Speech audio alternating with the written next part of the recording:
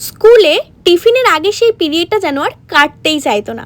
বাইরের রোদটা জানলার গ্রিল ছুঁয়ে এসে পড়তো কাঠের বেঞ্চে, ঘড়ির কাঁটা দুটো ছুলে একটা পরিচিত গন্ধ নাকে আসতো। ব্যাগের ভিতরে থাকা অ্যালুমিনিয়ামের টিফিন বক্সটা তখন যেন কোনো এক গুপ্তধনের সিন্ধুক। টিফিনে রোজ রুটি তরকারি কিংবা পাউরুটি থাকতো না। যেদিন মা চিড়ের পোলাও বানিয়ে দিত সেদিন সকাল থেকেই মনটা উড়ু উড়ু করতো। মনে পড়ে সেই হলদেটে রঙের চিড়ের পোলাও, তাতে ছোট ছোট করে কাটা আলু আর রোস্ট করা চিনেবাদাম, একটু মিষ্টি মিষ্টি স্বাদের হালকা ঘিয়ের গন্ধ, আর মাঝে মাঝে মুখে পড়া সেই বাদাম। টিফিনের বেল পড়তেই দল বেঁধে ক্লাসের কোণে বসা, ঢাকনা খুলে সেই মন মাতানো ভাপোটা গন্ধ। নিজের জন্য দু এক চামচ অবশিষ্ট থাকতো কিনা সন্দেহ, কারণ চারপাশ থেকে চার পাঁচটা হাত আগে থেকেই চামচ নেড়ে থাকতো। কিরে, আজ কাকিমা চিড়ের পোলাও দিয়েছে, আমাকে একটু দিস কিন্তু। এই বাক্যটা যেন আজও কানে বাজে।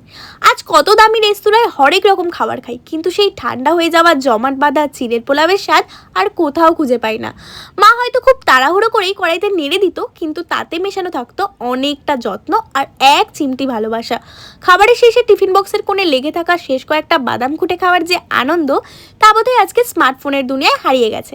সময় বদলেছে, এখন লাঞ্চ ব্রেকে ল্যাপটপের সামনে বসে স্যান্ডউইচ খাওয়া হয়।